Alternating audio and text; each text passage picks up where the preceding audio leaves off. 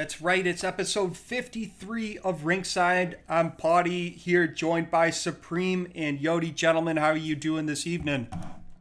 Not too bad, Potty. Just another week in paradise up north here. Um, just getting excited for playoffs to kick off. Exciting watch our hockey to watch, and as well as we're about 4 weeks away from NHL to kick off as well. And then also my IRL hockey league is also kicking off here on the 10th of September. So I'll be Nice. hitting the ice finally. So that'll be pretty exciting. But other than that, not too much is new. Yodi, what's going on with you? Nothing much, man. Just dealing with some sickness, but I'm coming back and busy first few weeks of school. But now we're ready for the goals playoffs, and I know I'm ready for the off season, probably along with Miami too. But just hanging out. Just hanging out, but it's about like the draft that's ahead. It's about all the things that precede it, free agency. There's a lot of mechanics that, occur in the offseason that are important to, ourselves as owners, but also to players. And Rinkside takes a pledge to like keep our viewers abreast of those important dates, what's coming out, what the schedule looks like. And we're going to keep you filled with that information as we post forward through the postseason. So, anyways, when it comes to the playoffs, let's turn our attention here. We've got the Mr. Hockey and the Rocket. These games are already underway, and we had to put in some predictions here. So, before I start revealing picks, I just wanted to think if any of you guys had any thoughts on like leading up to this. Do you think this is one of the most exciting seasons we've had?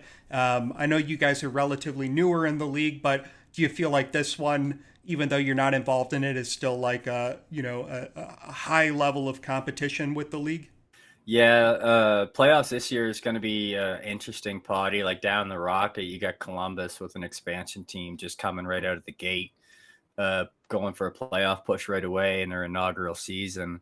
And then Honolulu as well, jumping up in their first ever playoff appearance. But yeah, no, it's going to be an interesting playoff for sure. Turku and Boston in the first matchup. Definitely going to be an interesting matchup. Always interesting to see what Turku has in store. But yeah, overall, Yodi, what do you think? I think shout out to Columbus making it into the playoffs as an expansion team in their first season. And, Honolulu this season, like you said, they shot up. And, they had a rough last season for all I know. I think this is my second season in the league, maybe third, honestly, I forget. But, it's with the new playoff rules, I think it's going to be really exciting. And I think we've got a really entertaining playoff coming for us. And also just a fun little thing, Glasgow.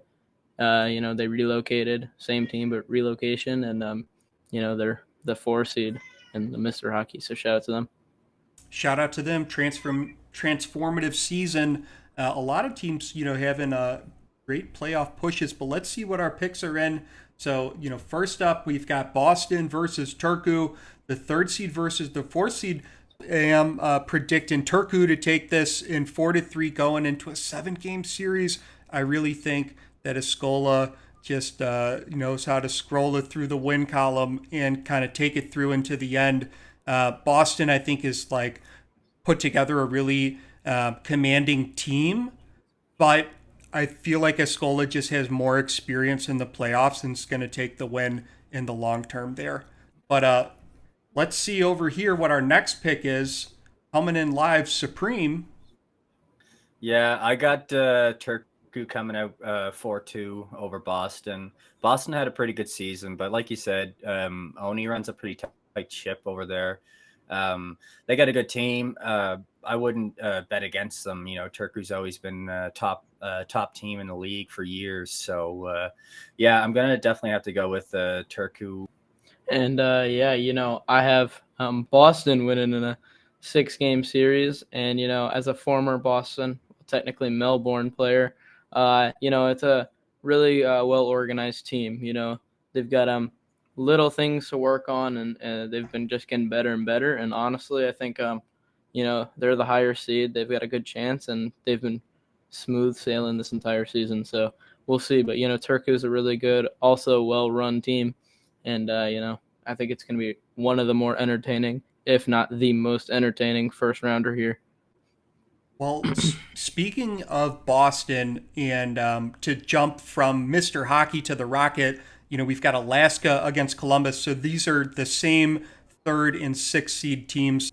Columbus, who Nate Ironsides used to be the coach of Boston, with Shaboy Sean being the owner, and I think maybe Phil O'Brien's the co-owner. But they, were together, and now they're separated, and they're both making the playoffs this season. So I think it's pretty interesting. When it comes to the Alaska versus Columbus match, I've got Alaska winning it in 4-2. I just think Krieg is put together the best program, overall, and has the most experience. And there's just certain stars on the team that can just really dominate a game, and you could just have one line that cracks through and three lines that are kind of at a stalwart. And I think Alaska on top 4-2. Yeah, I got Alaska coming out 4-1 over Columbus. Like you said, Potty, Krieg just runs a really good team over there, coming in at the third seed. I don't think they'll have too much issue here in the first round, and I definitely see them going deep in the playoffs this season. I think it would be awesome if Columbus would show us something and shock all of us here on this podcast. But I think the inexperience and just Alaska's how good they've been the past few seasons, and I think they've got little cons to their team. They've got a young goalie in Scott Cooper, but I think he's gonna. I think that D is gonna hold down the ship, and I think Columbus is gonna lose this in a 5-game series. 5-game series. Well, speaking of those, I've got Florence taking down Glasgow. This one back in the Mr. Hockey Conference. These are the 4th versus the 5th seeds. Florence, I think, I forget if they almost made the playoffs when I was on Dublin, but then when I was on the Challengers, they definitely almost made the playoffs. And now the third time, they're really coming in so strong. And I really think that in this matchup, they're going to win. They have a really compelling program. And the thing that I respect most about Florence is its authenticity within its leadership team. Squibbs, Trev, the other guy. There's a lot of people. They share the wealth when it comes to, deciding how the team is running. And I think that this democratization of hockey is going to really pay off, in this round. Me personally, I got Squibbs and the boys coming out, but I don't think they're going to come out easy. I think it's going to go the distance, go 7 games. But ultimately, I think, Florence is going to come out on top, a little bit of the underdog in this series. But, like you said, they got Trev and Squibbs, and they got a good team over there. But, I'm going with Florence in 7. And, I don't think you can make a playoff prediction without being a little, how do I say it? A little shocking. I think there should be a little bit of an upset here, and it's not an upset based on the seeds. I mean, it is, but 4 and 5 isn't really that big of a difference, and I think Florence is going to sweep them. I think it's going to be a really exciting series. Florence is already winning 1-0 at time of recording, but I gotta guess someone's gotta make a big underdog guess, and Florence had that 14-15 game win streak at the start of the season. And I just think maybe if they can pull something like that off and go undefeated in here, they could win it all.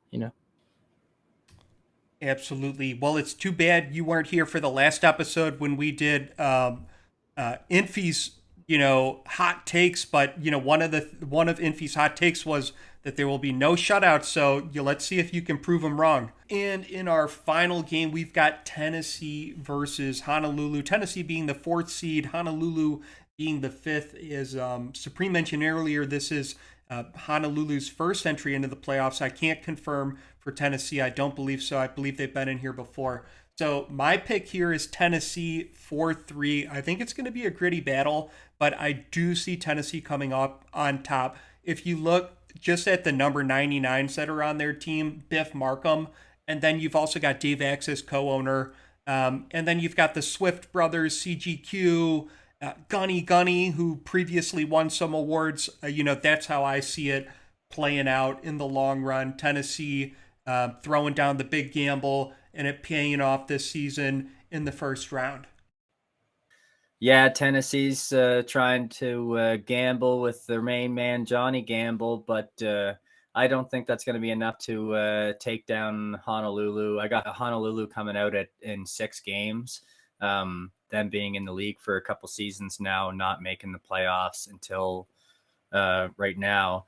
I think there's not going to be too much that's going to be able to stop them here right away. I think they're going to try to go for a push, and I'm just going to give you a hot take. Honolulu, I think they're going to make it at least to semifinals is my prediction. But yeah, I have them winning in 6. Yeah, I think it's going to be a super exciting series. And, I have Tennessee taking it 6 games. I think it could go to a game 7.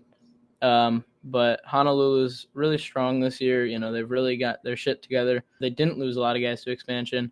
And, Tennessee, they've got a really exciting offense led by the Swift brothers, and they've got a really good group of staff. And, I just think if they're missing something, it's defense. And, they've got a pretty decent goalie.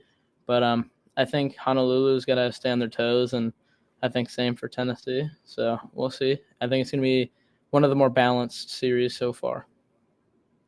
One of the more balanced series so far. And I hope you guys took our takes on these as balanced opinions. We're not involved in the playoffs ourselves, so we're just trying to give you, a couple viewpoints to perceive things by. But let's talk about the dead set numbers right here as we close out. You've seen these in the past, but let's just take these down, by conference. We can see Las Vegas won, the Rocket, Sapporo came in last. And then in Mr. Hockey, we had Jacksonville taking the top along with Brooklyn. We can see the breakdown by divisions here. And normally we don't even show this one, but because we are going to wait for this to load. This episode's brought to you by Dubby Energy, the proud new sponsor of the Rinkside podcast for goals. The Dubby Energy is the energy drink that helps with focus, concentration, reaction time with no jitters or crash. No jitters or crash, but I'm always stacking that cash and I'm making it fast. That's how we do it in the past. If you guys would like to cop your Dubby energy drinks or the Dubby apparel, head down to the link below in the description. Use the code Rinkside on the Dubby website. And here you can see by the divisions, you can see the division winners. The Atlantic division won by Jacksonville. The Europe division won by Copenhagen. The Central division won by Albuquerque. In the Pacific division won by Las Vegas. When it comes down to the minors. For the minors, everything's set in stone now. As we get ready to go into the playoffs, we got Chicago finishing at first with the 61 points. Prague coming out at second with 56, Zurich finishing third with 49, and then Montreal at fourth with 45. And then the 2 teams that are eliminated with Toronto sitting at 25 and then Pittsburgh at 24. It's going to be an interesting playoffs this year in the minors. The top 4 teams definitely ran away with it this season, and a lot of high scoring games are going to be coming our way. But yeah, it's going to be definitely an interesting playoffs this season in the minors. Well, let's take some time to talk about our league leaders. These are the ones that are excelling in the pros at the end of the season 7 regular season. Here are the stats. So when it comes to goals, the biggest point on the board, Voodoo taking home 32 goals this season, and a shoo-in for the award for the most goals this season. So congratulations to him. Then in second place, David Leathers with 30 points this season. So close. And finally, Victor Davis with 29. And the thing that I think that's interesting about these top 3 is you've got a left wing, a center, and a right wing, all on different teams. Great performances this season. Yeah, and over in the assist category, we had a tight race at the top with a tie for first between Denabola and Willis with 33 apiece. So pretty good seasons by those two. And then you got the famous Amelia Rose sitting at third with 32 assists. But overall, a lot of good helpers by those three players all season long. And over in points, we've got David Leathers of Copenhagen with 61 points, followed by Essex Denabola, the assist leader, who is 7 points behind the Leathers. And third place, we've got Blaze Henderson, 2 Las Vegas Sinners players over in the top 3 of points, and followed by Amelia Rose in fourth also. Wow. What a great performance over there in points. A lot of names popping up. When we talk about the time on ice, these are the people that you saw the most during the streams. Bobby Brownstone, right D of Honolulu, also the owner of the team, 1,315 minutes with 15 seconds. So pretty cool number right there. You know, the scale of the next number being 1297 isn't like too outrageous, but it goes to Fulton Reed, and finally we got Max Fowler coming in number third. But what about when it comes on shots on goal? Well, shots on goal this year, Potty, we got Boston's Jake Melaniu sitting at number 1 with 181 shots. And then you got Voodoo, the Miami Maccabees, sitting second with 171 shots. And then Gunny with Tennessee at 168. So lots of shots from those three players.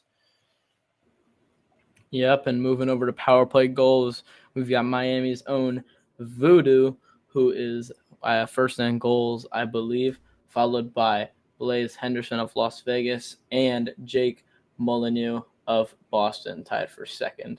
And yeah, it's been a good power play. Goal leaders, there's lots of people with 9. We've got 4, Chester Chest, David Leathers, Gerald Winkler, and Tom Krieg tied with 9. And yeah, lots of power play goals this year. Lots of power play goals, but not too many shorthanded goals. In fact, the highest shorthanded goals this season is only 4, and it goes to none other than Billy Big Hits, who used to be the coach of the Atlantic Bucks, which was my minor league team, and then it transferred over to somebody else, and I kind of forget who that was. Or maybe it was Billy Big Hits that inherited it. But, shout out to him.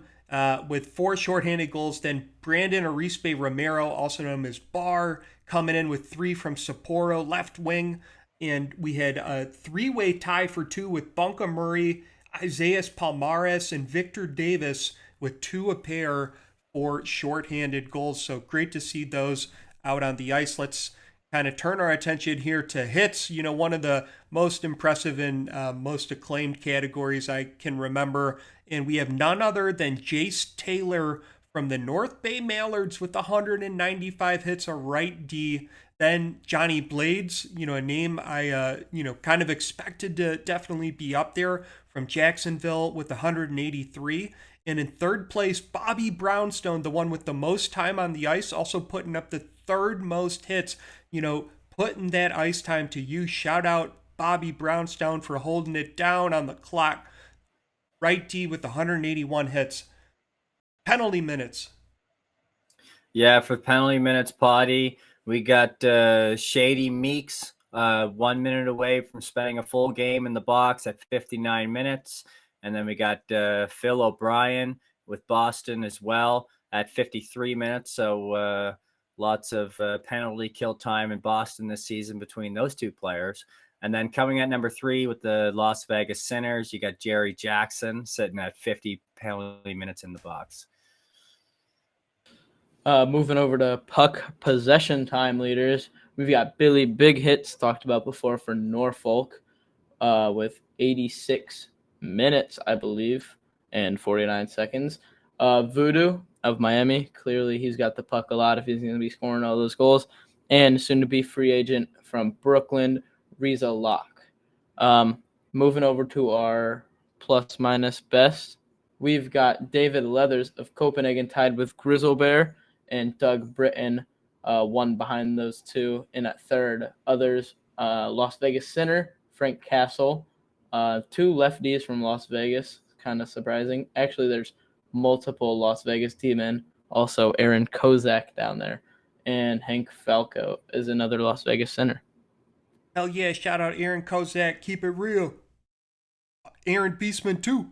All right, so we got in our final categories when it comes to saves. Let's talk about the person that saved the most. This person ran into buildings, carried out cats, people and hydrogen explosives that could have gone off if they had left inside. We're talking about people like Chris McBride from Bad with 1,509 saves this year, an immense amount, crazy. Joey Duncan, once a rookie, still relatively young in the league with 1,326 saves from North Bay. Shout out Joey Duncan, that used to be my goalie on the Bucks. And then we got James Bays from Honolulu with 1,247 saves. So many saves. Shout out to them. Let's talk about the save percentage leaders. Well, save percentage leaders this season, Potty. We got the top three players, top three best goalies in the league for save percentage. I think that's the best category to classify the best goalies in the league. But we got number one, we got Boston's Lossinger at a .906 save percentage. And they got Jan Lasic and Turku with a 904 save percentage. And then last but not least, we got Albuquerque's Tony Puckenstopper with a 903 save percentage. So lots of good numbers by those three players. Yeah, and if you go and look at shutout leaders, helped by not just the goalie, but the defense for each teams, we're going to see the leader by 2 shutouts, Gerard Brody from Jacksonville, Mason Stonewall of Las Vegas, Chibium Lashinger, newly signed Boston Buccaneer, and rookie Arnold Schotzenstopper of Sapporo, tied with JT Waters of expansion team Columbus. You're going to see 4, 5, and 6 are all expansion teams with JT Waters, Arnold Schotzenstopper, and Baby Deer. And moving on to goals against average leaders, we've got Chibium Lashinger with an average of 2, Mason Stonewall 2.05, and Gerard Brody of Jacksonville with 2.06. Wow, that's pretty crazy. And these are all the pros, but if we turn our attention to the rookies, we can talk about them right now. When it comes to the goals leader, we've got Javad Storm with 16, RJ Corker with 14, Ronnie Shanahan from 12. Those were on Jacksonville, Boston, and Glasgow, respectively. Also, an interesting array of goals leaders. One, Storm being a right wing, Corker being a left wing, Shanahan being a center.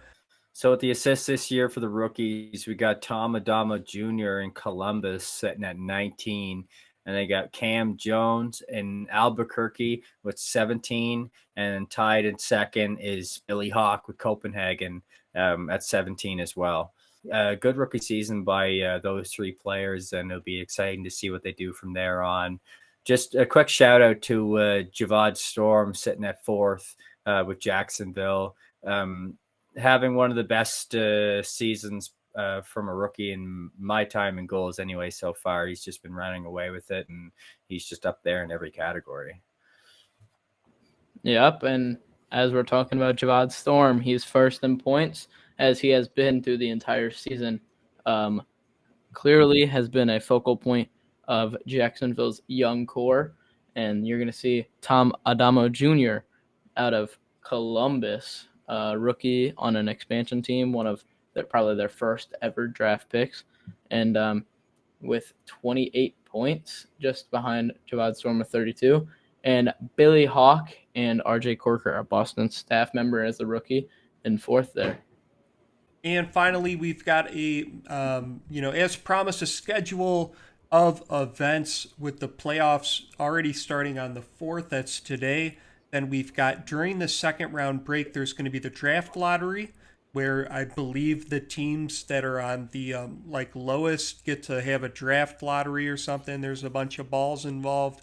When it comes to the Cup final, either the 15th or the 17th. And then the day after the Cup is awarded is when free agency opens and trading opens. So this is when a team can sign a free agent. So when people are, looking to become free agents, you can either speak with your owner to get, on this declare for free agency list where it's like kind of public knowledge, or you can, have those conversations privately, but that'll require your outreach to like an owner. Otherwise, an owner wouldn't be able to reach out to you. You'd have to like get that, cleared with your leadership first. But that's when you can actually sign people to paper. So it's an important date, so that's going to be either the 16th or the 18th when the free agency opens and trading opens. So now then 21st is when free agency closes to lock in the draft order, which is important. So it means that you need to be having those conversations beforehand, because on the 23rd is the season 8 entry draft. This is when the big television event where you can chime in, hear a bunch of different perspectives. It's a really cool opportunity, whether you're in the draft or just kind of watching on behalf of your team. But draftees can begin signing contracts on the 24th, and the rest of these dates, we'll share this out in a tweet or something. But those are the big ones for you. In whatever life stage your player is, just wanted you to be aware of them. Gentlemen, that was a pretty sick episode. What were your thoughts? I think this offseason is going to be one of the more entertaining ones.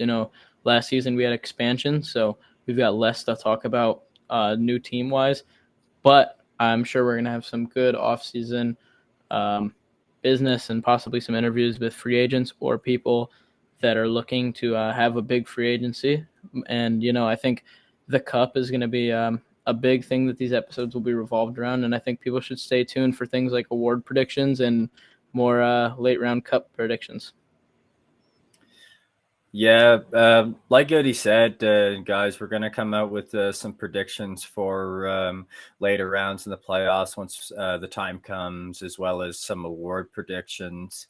Next episode, we might touch up a little bit on some notable free agents, some top prospects coming up in the draft, stuff like that. We'll try to implement that stuff into the next episode. But also, guys, I just want to say right quick, if you haven't noticed, we didn't have plays of the week this week in our episode. We only got one submission. I know, sometimes it might be a little bit of a nuisance to try to submit clips, but, if you guys could submit clips, of your players or any good plays that you guys see, we'll be able to throw it up on next week's episode. We're definitely going to look to have more highlights of the playoffs and stuff like that. And then as well to keep posted of season 7 plays of the year that'll be coming out in a couple weeks from now. But yeah, other than that, this has been episode 53 of Rinkside, and we'll see you guys next week.